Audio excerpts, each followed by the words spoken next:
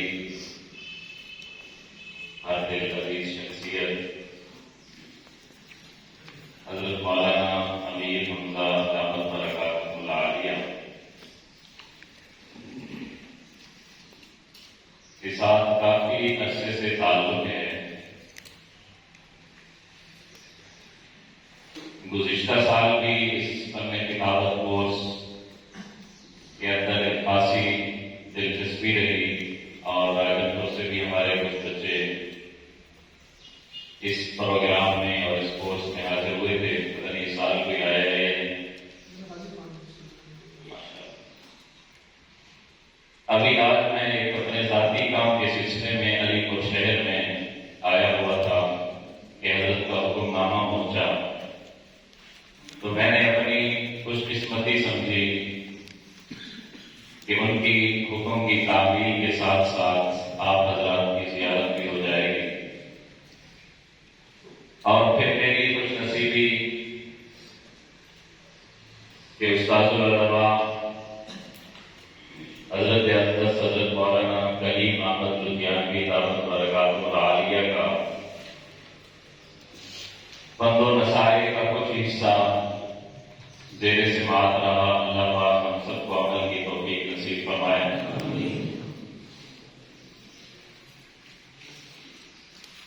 آپ سب حضرات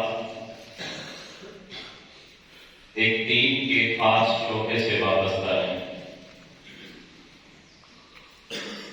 اور ہم سب کا مقصد یہ ہے کہ ہم دین پڑھیں گے، اس کے بعد پڑھائیں گے اور پھیلائیں گے۔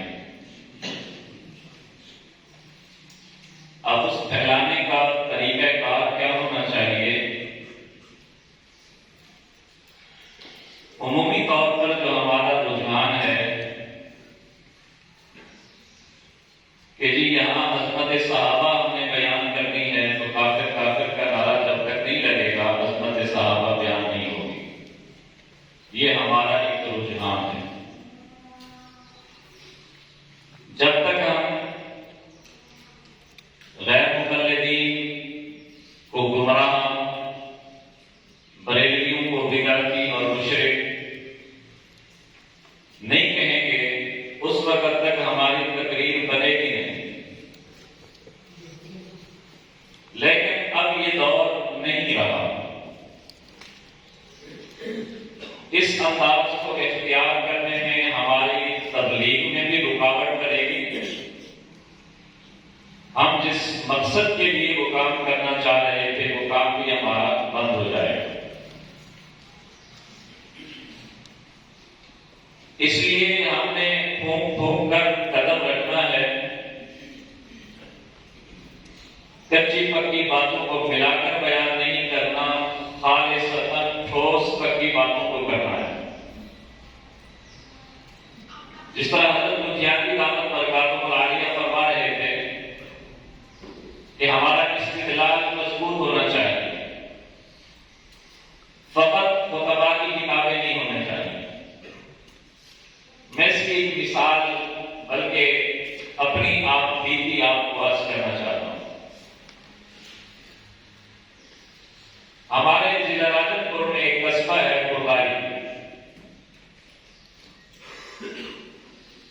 وہاں کے کچھ دوست ہیں، شیعہ سنی آبادی مکس ہے، وہاں ہیں دونوں عروج پر۔